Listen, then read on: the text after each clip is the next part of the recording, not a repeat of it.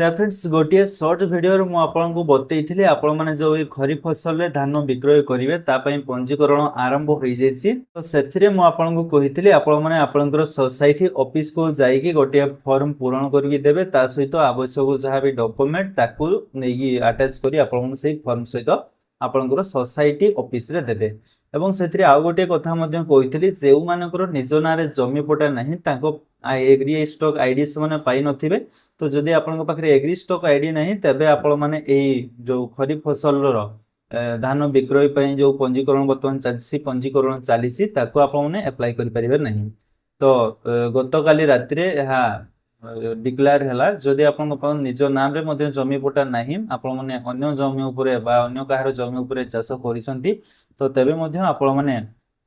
यही चाषी पंजीकरण करें। आपंकर एनएक्सआर फॉर्म अच्छी आपको आज भिडियो में आपको संपूर्ण जहाँ भी फॉर्म अच्छी कि भाव में पूरण करेंगे और कतोटी फॉर्म रही पूरा डिटेल्स कहबी एवं फॉर्म टी कि भाव में समस्त प्रकार फॉर्म को पूरण करेंगे ताहा आपण मैंने भिडियो संपूर्ण देखिले जानीपारे। तो चलतु नैनकर भिडियो को आरंभ करा। भिडियो आरंभ करने पूर्व करी जदि भिडियो आपने किसी शिखापी पाइबे और भिडियो भल लगे निश्चित भाव में लाइक करने सहित सांग सहित बहु मात्रा शेयर करदे जहाद्वारा आमर कहार ना कहार यही भिडियो माध्यम किसी हेल्प हो। तो चलतु नैनकर भिडियो को आरंभ करवा। तो चाषी पंजीकरण विषय आवश्यक डॉक्यूमेंट एवं फॉर्म पाइबापी आपंकर जेकोसी गोटे ब्राउजर को ओपन करूँ जमी मोर गूगल क्रोम ब्राउजर टी ओपन कर दूसरी। ब्राउजर टी ओपन होगा सर्च बार सर्च कर दिंतु फूड ओडिशा। फूड ओडिशा लिखि जमीते आपण माने सर्च कर देबे www.foododisha.in ऑफिशियल वेबसाइट आपण माने पहुंचीबे। तो जदि एही ऑफिशियल वेबसाइट को आपण माने पाउनांती तो डिस्क्रिप्शन में यार लिंक दे देबे आपण माने से डिस्क्रिप्शन रो लिंक रे मध्ये क्लिक करी एही वेबसाइट को विजिट करि परिबे। तो जमीते ताको ओपन करी आपण बाहर एमिति किछि इंटरफेस शो करबो पॉपअप रे आपण को एठारे क्लोज करिया पय पड़िबो। तापर एपटे देखो लेफ्ट साइड रे आपनकर जो sign up for vendor registration बा तले रही आपनकर फार्मा रजिस्ट्रेशन आपण माने सिंपल से फार्मा रजिस्ट्रेशन ऊपर क्लिक करेंगे। तापर आपण माने देखि पारथिबे एठारे खरीफ धान संग्रह पई चाषी पंजीकरण ऑलरेडी आपनकर 6/8/2026 रु आरंभ हो जाउछि एवं 31/8/2026 तार शेष तारीख रहउछि। आवश्यक डॉक्यूमेंट आपनकर देखंतु एठारे समस्त प्रकार डॉक्यूमेंट मध्ये मेंशन करिछि आपण माने एठारे रीड करि परिबे। तापर तलकू स्क्रॉल कले आपनकर जो खरीफ फसल 2026-27 रो कौन सब नियमावली रही जानापी चाहूँगी हेले आपण माने खरीफ फसल जो 2026-27 मॉड्यूलिटी रही आपको क्लिक करी एठारे संपूर्ण पीडीएफ पाई पारे समस्त प्रकार एठारे मेंशन है रीड करि परिबे। तापर आपण माने जो आपनकर सोसाइटी ऑफिस रे धान बिक्री करिया पई फॉर्म जदि आपनको आवश्यक तेबे आपण माने जो फार्मा रजिस्ट्रेशन फॉर्म रही आपण माने सिंपल से फार्मा रजिस्ट्रेशन फॉर्म पे क्लिक करिवे। एही फॉर्म को पूरण करी आपण माने जो किछि समय तळे जो देखैली आपनको जो आपनकर आवश्यक डॉक्यूमेंट बा आवश्यक कागज पत्र यही फॉर्म सहित आपण माने सेही कागज पत्र को अटैच करी आपनकर सोसाइटी ऑफिस को जाइकी अप्लाई करिया पई पड़िबो। तो आज यही वीडियो रहिबो आपण माने ए जो चाषी पंजीकरण फॉर्म टी कि भाव में पूरण करेंगे। तो फॉर्म पूरण करने पूर्व आउ कि आपको जिनस मुझे देखा चाहिए देखंतु आपण माने जो आपनकर रजिस्ट्रेशन फॉर्म पाइला परे तापरे आउ गोटे आपण माने एठारे ऑप्शन पाइबे consent letter for share crops. आपण माने सिंपल तारी ऑप्शन पर जेतले क्लिक करूछंती आपण माने एठा देखि पारथिबे एनएक्सआर 2 रे आपनकर भाग चाष निमंते प्रकृत रेकर्डधारी द्वारा धान बिक्री निमंते सहमति पत्र मन करंतु आपनकर निज ना जमी पटा अच्छी किंतु ता सहित आपनकर ना सहित आउ जने दि जनकर नाम अच्छी। तो सही क्षेत्र में आपको यही फॉर्म पूरण करी आपनकर सोसाइटी ऑफिस को से डॉक्यूमेंट सहित अटैच कर देवाई पड़ो। तापर रही आउ गोटे देखो एनएक्सआर 3 जमी रेकर्डधारी द्वारा धान बिक्री सहमति। अन्यर जमी को चाष करुछंती बा धान बिक्री करने चाहूँगी अन्यर जमी चाष करी तेबे आपको यही एनएक्सआर 3 मध्य जो फॉर्म रही फिलअप करी आपनकर सोसाइटी ऑफिस से देवाई पड़ो। तो फिलहाल यही दुईटी फॉर्म यही काम रे लागिवो आपण माने जानि पारथिबे जदि आपण माने यही अंतर्भुक्ति थांती तेबे यही फॉर्म को मध्य आपण माने पूरण कर देबे। तो चलंतु आज आमे फार्मर रो जो रजिस्ट्रेशन फॉर्म रही निज ना जहाँ जमी पटा अच्छी ସେମାନେ କିଭଳି ଭାବରେ ଫର୍ମକୁ ପୂରଣ କରିବେ ତାରି ବିଷୟରେ ଜାଣିବା। ତା ସହିତ ଆପଣଙ୍କର ଯଦି ନିଜ ନାଁରେ ନାହିଁ ମଧ୍ୟ ଆପଣମାନେ ଭାଗ ଚାଷୀ ହେଇଥାଇପାରନ୍ତି ବା ଅନ୍ୟ କୌଣସି ଜମି ଯଦି ଚାଷ କରୁଥାନ୍ତି ଅନ୍ୟ କାହାରି ଜମି, ତ ଆପଣମାନେ ଏଇ କନସେଣ୍ଟ ସେୟାର କ୍ରପ୍ ଉପରେ କ୍ଲିକ୍ କରି ଆପଣଙ୍କର ଏଇ ଯେଉଁ 2ଟି ଫର୍ମ ରହିଛି ୟାକୁ ମଧ୍ୟ ପୂରଣ କରି ଆପଣମାନେ ଦେଇପାରିବେ, କିଛି ଅସୁବିଧା ହେବ ନାହିଁ। ତ ଫିଲହାଲ ଆଜି ଆମେ ଚାଲନ୍ତୁ ଜାଣିବା ଯେଉଁ ଫାର୍ମା ରେଜିଷ୍ଟ୍ରେସନ ଫର୍ମ ତାକୁ ଆପଣମାନେ କିଭଳି ଭାବରେ ଫିଲ୍ଅପ୍ କରିବେ। ତ ଦେଖନ୍ତୁ ଏଠାରେ ଆପଣଙ୍କର ଏମିତି କିଛି ଫର୍ମ ରହିଛି, ଚାଷୀ ପଞ୍ଜୀକରଣ ଫର୍ମ KMS 2026-27ର ଖରିଫ ଫସଲ। ତ ଫିଲହାଲ ବର୍ତ୍ତମାନ ମୁଁ ଏହି PDFଟିକୁ ଟିକେ ଜୁମ୍ କରିଦେଉଛି ଆପଣଙ୍କୁ ଭଲରେ ଦେଖାଯିବା ପାଇଁ। ତ ପ୍ରଥମେ ଦେଖନ୍ତୁ 1 ନମ୍ବର ରହିଛି ଜିଲ୍ଲା, ଆପଣମାନେ ଏଠାରେ ଆପଣଙ୍କର ଜିଲ୍ଲା ନାଁଟି ଦେବେ। ତାପରେ 2 ନମ୍ବର ରହିଛି ଆପଣଙ୍କର ତହସିଲ, ଆପଣଙ୍କର ତହସିଲ ନାମଟି ଏଠାରେ ଦେବେ। ତାପରେ 3 ନମ୍ବର ରହିଛି ଆପଣଙ୍କର ବ୍ଲକ ବା ସହରାଞ୍ଚଳ, ଆପଣମାନେ ଯଦି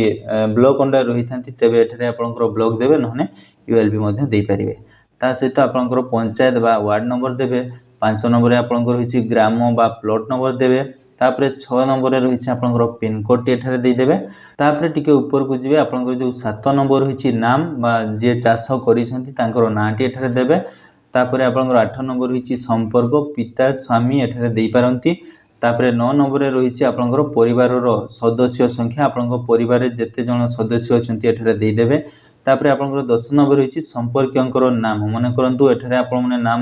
ସ୍ଥାନରେ ଆପଣମାନେ କୌଣସି ବା କାହାରି ନାମ ଦେଇଛନ୍ତି, ତ ସେଇ ଚାଷୀଟି ଆପଣଙ୍କ ସମ୍ପର୍କରେ କିଏ ହୁଅନ୍ତି ଏଠାରେ ଦେଇପାରିବେ। ତାପରେ ଦେଖନ୍ତୁ ରହିଛି ଆପଣଙ୍କର 11 ନମ୍ବର ରହିଛି ଆପଣଙ୍କର ମୋବାଇଲ ନମ୍ବର, ଯାହାକି ଆପଣଙ୍କର ଆଧାର କାର୍ଡ଼ରେ ଲିଙ୍କ ଅଛି, ଯଦି ଆପଣଙ୍କର ଲିଙ୍କ ଅଛି ଆପଣମାନେ ତାକୁ ଏଠାରେ ଦେଇଦେବେ। ତାପରେ କୃଷକ ରେଜିଷ୍ଟ୍ରେସନ ସଂଖ୍ୟା ବା ଆପଣ ଯେଉଁ ଏଗ୍ରି ଷ୍ଟକ୍ ID ରହିଛି ଆପଣ ସେଇ ଏଗ୍ରି ଷ୍ଟକ୍ ID ନମ୍ବରଟି ଏଠାରେ ଦେଇଦେବେ। ତାପରେ କ'ଣ କରିବେ ନା 12 ନମ୍ବର ଗଲା ପରେ ଆପଣଙ୍କର 13 ରହିଛି, ଦେଖନ୍ତୁ ଆଉ ଟିକେ ସ୍କ୍ରୋଲ କରିବେ। 13 ନମ୍ବରରେ ରହିଛି ଆପଣଙ୍କର ବ୍ୟାଙ୍କ ନେମ୍, ଶାଖା ନେମ୍, ଜମା ଖାତା ନମ୍ବର, IFSC କୋଡ୍। ତ ଏଇ ଯେଉଁ 16 ନମ୍ବର ପର୍ଯ୍ୟନ୍ତ ଆପଣମାନେ ଏଠାରେ ଦେଖିପାରୁଥିବେ ଖାଲି ବକ୍ସ ରହିଛି, ଏଥିରେ ଆପଣଙ୍କୁ କୌଣସି ବି କିଛି ଦେବା ପାଇଁ ପଡ଼ିବ ନାହିଁ। ତ ଏଠାରେ କ'ଣ କରିବେ ନା ଦେଖନ୍ତୁ ଆଧାର ସଂଯୁକ୍ତ ବ୍ୟାଙ୍କ ଖାତାରେ ଧାନ ବିକ୍ରୟ ପ୍ରାପ୍ୟ ପ୍ରଦାନ କରାଯିବ। ଯଦି 1ରୁ ଅଧିକ ଆଧାର ସଂଯୁକ୍ତ ବ୍ୟାଙ୍କ ଖାତା ଥାଏ ସଦ୍ୟ EKYC ହୋଇଥିବା ବ୍ୟାଙ୍କ ଖାତାରେ ପ୍ରାପ୍ୟ ପ୍ରଦାନ କରାଯିବ। ମାନେ ଏଠାରେ ସମ୍ପୂର୍ଣ୍ଣ ମେନସନ୍ କରାଯାଇଛି ଯେଉଁ ଚାଷୀ ବି ଏହାକୁ ଖରିଫ ଫସଲ ପାଇଁ ଧାନ ବିକ୍ରୟ ପାଇଁ ଚାଷୀ ପଞ୍ଜୀକରଣ କରୁଛି ସେହି ଫାର୍ମାର ବା ସେହି କୃଷିର ଆଧାର ନମ୍ବର ଅନୁଯାୟୀ, ଯେଉଁ ଆଧାର ନମ୍ବରଟି ଆପଣଙ୍କର ଯେଉଁ ବ୍ୟାଙ୍କ ଆକାଉଣ୍ଟ ସହିତ DBT ଆକ୍ଟିଭ ଥିବ, ଆପଣମାନେ ସେହି DBT ଆକ୍ଟିଭ ମାଧ୍ୟମରେ ଆପଣଙ୍କର ଟଙ୍କା ପାଇଯିବେ। ତ ତାପରେ ତଳେ ରହୁଛି ଦେଖନ୍ତୁ ଆପଣଙ୍କର 17 ନମ୍ବର ରହିଛି ଆପଣଙ୍କର ଆଧାର ନମ୍ବର, ଆପଣଙ୍କର ଆଧାର କାର୍ଡ଼ ନମ୍ବର ଦେଖି ଏଠାରେ ସଠିକ ଭାବରେ ଆଧାର କାର୍ଡ଼ଟିକୁ ଲେଖି ଦିଅନ୍ତୁ। ତାପରେ ତଳକୁ ସ୍କ୍ରୋଲ କରିବେ, ଆପଣଙ୍କର ମୁଁ ଟିକେ ଏପଟକୁ ଲେଫ୍ଟକୁ ନେଉଛି 18 ନମ୍ବରରେ ଦେଖନ୍ତୁ ରହିଛି ଆପଣଙ୍କର ଜାତି, ଗୋଟିକାରେ ଚିହ୍ନ ଦିଅନ୍ତୁ। ଆପଣଙ୍କର ଅନୁସୂଚିତ ଜାତି, ଯଦି ଆପଣମାନେ SC ହେଇଥିବେ ତେବେ ଏଠାରେ ଅନୁସୂଚିତ ଜାତି ଉପରେ କ୍ଲିକ୍ କରିବେ। ତାପରେ ଯଦି ଆପଣଙ୍କର ST ହେଇଥିବେ ଅନୁସୂଚିତ ଜନଜାତି, ଅନ୍ୟାନ୍ୟ ଜାଗାରେ ଆପଣଙ୍କର OBC ଜେନେରାଲ ଯାହା ବି ହେଇଥିବେ ଏଠାରେ ଆପଣମାନେ ଅନ୍ୟାନ୍ୟକୁ ଟିକ୍ କରିପାରିବେ। ଏତିକି ଦେଲା ପରେ ତାପରେ ଆପଣମାନେ କ'ଣ କରିବେ ନା 19 ନମ୍ବରକୁ ଯିବେ। ମୁଁ ଟିକେ ଏଠାରେ ରାଇଟକୁ ସ୍କ୍ରୋଲ କରୁଛି, ଏଟା ଦେଖିପାରୁଥିବେ। ତାପରେ ହେଉଛି 19 ନମ୍ବରରେ ଆପଣଙ୍କର ଲିଙ୍ଗ, ଆପଣମାନେ ପୁରୁଷ ମହିଳା ବା ତୃତୀୟ ଲିଙ୍ଗ ଆପଣମାନେ ଏଠାରେ ଟିକ୍ ମାର୍କ ଲଗେଇବେ। ତାପରେ ପୁଣି ଲେଫ୍ଟକୁ ଯଦି ଯିବେ ଆପଣଙ୍କର ରହିଛି 20 ନମ୍ବରରେ ମଣ୍ଡିକୁ ଧାନ ଆଣିବା ସମ୍ଭାବିତ ସମୟ, ମାସର ନାମ, ଆପଣଙ୍କର ଧାନ ବା ଯାହା ବି ଚାଷ କରିଛନ୍ତି, ଯାହା ବି ଯଦି ଆପଣମାନେ ଆପଣଙ୍କର ଯେଉଁ ସୋସାଇଟି ଅଫିସରେ ଦେବେ ବା ଲ୍ୟାମ୍ପରେ ଦେବେ, ଆପଣଙ୍କର କେଉଁ ମାସରେ ଅମଳ ହେବ ଏବଂ ଆପଣଙ୍କର କେଉଁ ମାସରେ ଅମଳ ହେବ ସେଇ ମାସଟି ଏଠାରେ ଆପଣମାନେ ଲେଖିଦେବେ। ତାପରେ ଆପଣଙ୍କର ପକ୍ଷକୁ ଚୟନ କରନ୍ତୁ, ଯେଉଁ ରହିଛି ପ୍ରଥମ ପକ୍ଷ ଏବଂ ଦ୍ୱିତୀୟ ପକ୍ଷ। ପ୍ରଥମ ପକ୍ଷରେ ଆପଣମାନେ 1ରୁ 15 ତାରିଖ ମଧ୍ୟରେ ଆସୁଛି। ଯଦି ଆପଣଙ୍କର ମନେ କରନ୍ତୁ ଆପଣମାନେ ଏଠାରେ କୌଣସି ବି ମାସ ଦେଲେ, ସେଇ ମାସର ଆପଣମାନେ 1ରୁ 15 ତାରିଖ ମଧ୍ୟରେ ଦେବା ପାଇଁ ଚାହୁଁଛନ୍ତି ବା 15ରୁ ଏଣ୍ଡ ପର୍ଯ୍ୟନ୍ତ ଯେଉଁ 30-31 ପର୍ଯ୍ୟନ୍ତ ଦେବା ପାଇଁ ଚାହୁଁଛନ୍ତି, ଏଠାରେ ତାକୁ ଟିକ୍ ମାର୍କ ଲଗାଇବେ। ମନେ କରନ୍ତୁ ଜଣେ 1ରୁ 15 ଭିତରେ 10-12 এই ଭିତରେ ଦେବା ପାଇଁ ଚାହୁଁଛି, ତ ସେ ପ୍ରଥମ ପକ୍ଷକୁ ଟିକ୍ ମାର୍କ ଲଗାଇ ପାରିବ। ନଚେତ୍ ଯଦି 15ରୁ ପରେ ମାନେ 16, 18, 20 ଯାହା ବି ଆପଣମାନେ ଦ୍ୱିତୀୟ ପକ୍ଷରେ ଦେବା ପାଇଁ ଚାହୁଁଛନ୍ତି, ତେବେ ଏଠାରେ ଦ୍ୱିତୀୟ ପକ୍ଷକୁ ଟିକ୍ ମାର୍କ ଲଗାଇ ପାରିବେ। ତାପରେ ରାଇଟକୁ ପୁଣି ସ୍କ୍ରୋଲ କରନ୍ତୁ, ଏଠାରେ ଦେଖନ୍ତୁ ରହିଛି ଆପଣଙ୍କର 21 ନମ୍ବରରେ ଧାନ ବିକ୍ରୟ କରିବାର କେନ୍ଦ୍ର ନାମ, ଆପଣମାନଙ୍କର ସୋସାଇଟି ଯେଉଁଠି ଲ୍ୟାମ୍ପ, ଆପଣମାନେ ଆପଣଙ୍କର ଲ୍ୟାମ୍ପର ନାମଟିକୁ ଏଠାରେ ଦେଇଦେବେ। 22ରେ ରହିଛି ଦେଖନ୍ତୁ ଆପଣଙ୍କ ଲିଫ୍ଟ ଇଲେକ୍ଟ୍ରିକ୍ କନଜ୍ୟୁମର ନମ୍ବର, ତାପରେ ରହିଛି ଆପଣଙ୍କର 22 रे बोरवेल इलेक्ट्रिक कंज्यूमर नंबर एटारे आपण माने ब्लैंक छाड़ देबे एठी किछि दवा पई पड़िबो नाही। एतिकी पर्यंत सब कंप्लीट हैला परे तापरे आपण माने आसी जे बी सैंक्शन को माने चाष होइतबा जमीर परिमाण क्रमांक संख्या ऑलरेडी आपनकर दिया हेछि तहसील आपण मानकर वर्तमान आसी गला जमी पटा आपण माने आपनकर जमी पटा को काढिबे आपण माने जो प्लॉट पटारे आपनकर चाष करिसंती सेठारे एटारे मेंशन करिया पई पड़िबो तो सेही पटा अनुसार आपनकर तहसील देबे तापरे आपनकर रेवेन्यू सर्कल देबे तापरे ग्राम बा मौजा देबे देन आपनकर खाता नंबर प्लॉट नंबर रही देखो 1 2 3 4 टी आपण माने जेति की प्लॉट चाष करिसंती आपण माने एठारे दे देबे मन करंतु गोटे खाता नंबर आपण माने 2 टी प्लॉट किबा 3 टी प्लॉट चाष करिसंती आपण माने एठारे ताकू मेंशन करि परिबे तापरे जमी मालिक बा खातादारंकर नाम जदि आपण माने एठारे आपनकर भाई बंधु काहारी ना रे थाई आपण माने एठारे देबे नचे निज ना रे अछि यदि आपण माने एठी निज मध्य लिखि देबे तापरे कोन करिवे राइट को पुणी मु टिके स्क्रॉल कुची जेहेतु जूम करी देखुची आपनको भलो भाबरे देखा जिवा पई तापर होची देखंतु जमी मालिकंको सह चाषीको संपर्क स्वामी स्त्री पुओ भाग चाषी इत्यादि आपण मानको जदि निज नारे जमी पटा अछि ता सहित भी आपनकर भाई बंधु मानकर नाम अछि तो आपण माने एठरे भाग चाषी करी मध्य आपनकर देई परिबे मन करंतु आपनको भागरे जेतिक भी अछि आपण माने एई भाग चाषी होइथिले सहमति पत्र आनि छंती कि नाही एठरे दे देबे तो ये भाग चाषी जो सहमति पत्र आपनकर रही किसी समय पूर्वर जो आपनकर शेयर क्रॉप्स रो जो पीडीएफ देखैली आपनको दुईटी से दुईटी मध्य आपन जो भाग चाषी रो पीडीएफ टी से फॉर्म टी आपण माने जदि पूरण करी आनी छंती एठारे हां को लिखिबे नचेत नाही मध्य लिखि परिबे तो निश्चित भाबरे हां ही लिखिबे जदि आपनकर भाग चाषी होइथांती एवं सही फॉर्म टी आपण माने पूरण करी एही फॉर्म सहित एवं आवश्यक जो डॉक्यूमेंट होईची ताकू अटैच करी देवा पई पड़ियो तापरे होची देखंतु जमी मालिकंको नाम एठारे जमी मालिकंको नाम को मेंशन करिवे तापरे रहिची आपनकर जमी मालिकंको आधार नंबर देबे जमी मालिकंकर मोबाइल नंबर देबे तापरे रहिची आपनकर जमीर परिमाण एकर रे माने आपनकर पट्टा देखिबे सही पट्टा अनुसार आपण माने एकर को एठारे देबे माने किंतु पट्टा अनुसार आपनकर एठारे 6 एकर जगह अछि तो आपण माने से 6 एकर जमी जदि आपण माने चाष करथांती तेबे चाष होइतबा स्थान रे आपण माने 6 लिखिबे नचेत पट्टा अनुसार जदि आपनकर 6 एकर जमी अछि किंतु आपण माने 4 एकर चाष करिसंती आपण माने चाष होइतबा स्थान रे 4 एकर को देई परिबे तापरे आपनकर किसम रहिछि से किसम आपनकर पट्टा रे रहिथिबा आपण माने से किसम को देखि एठारे देई देबे तापरे जलसेचन रो उत्स केनाल लिफ्ट बा बोरवेल आपण माने जो थे रहिछि आपनकर जलसेचन उत्स आपण माने याकू एठारे लिखि परिबे तो एही परि भाबरे आपण माने फॉर्म को पूरण कर देबे तापरे जदि आपनकर आहुरी अधिक पटा अछि तो आपण माने एठारे सब पटा एठारे मेंशन करि परिबे सब प्लॉट मेंशन करि परिबे जेतिकी भी आपण माने चाष करिसंती तापरे तळको स्क्रॉल कला परे आपण माने देखि पाथबे तळे आपनकर रही एप्लिकेशन नंबर आधार नंबर एगा तो आपण मानकु जणा नाही एगुडा किछि आपण माने छाड़ करबा नाही किछि आपण माने दाग भी देबे नाही केवल तळको स्क्रॉल कला पर आपनकर चाषींकर टिप चिन्ह वा स्वाक्षर रहइबो जदि चाष जे करूछंती बा जे धान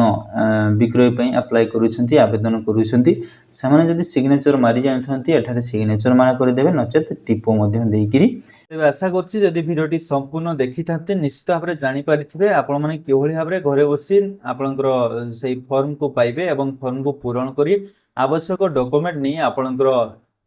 जो सोसाइटी ऑफिस रही से सोसाइटी ऑफिस रे दाखल करि परिबे एवं आपनकर चाषी पंजीकरण कंप्लीट करि परिबे तो आशा करछि वीडियोटी आपण माने निश्चित भाबरे डेफिनेट हेल्पफुल हेतो एवं वीडियोटी भल लागिले लाइक करिया सहित सामान सहित बहु मात्रा रे शेयर कर देबे एवं आपनकर जदि केही चिन्हा परिचय अछंती कृषक भाई माने तांको पाखो वीडियोटी निश्चित भाबरे डेफिनेट शेयर करिवे कारण धान पंजीकरण बा चाषी पंजीकरण ऑलरेडी अप्लाई आरंभ हो जाई 6 अगस्त 2026 नु एवं आपनकर एंड डेट रहउची 31 अगस्त 2026 तो प्राय तो 100% चांस रहउची डेट एक्सटेंड होबो तो तथापि भी आपनकर जदि सब किछि ओके अछि तो आपण माने पंजीकरण करिनवाटा सबटु बेटर तो तेनु करी लेट न करी यथा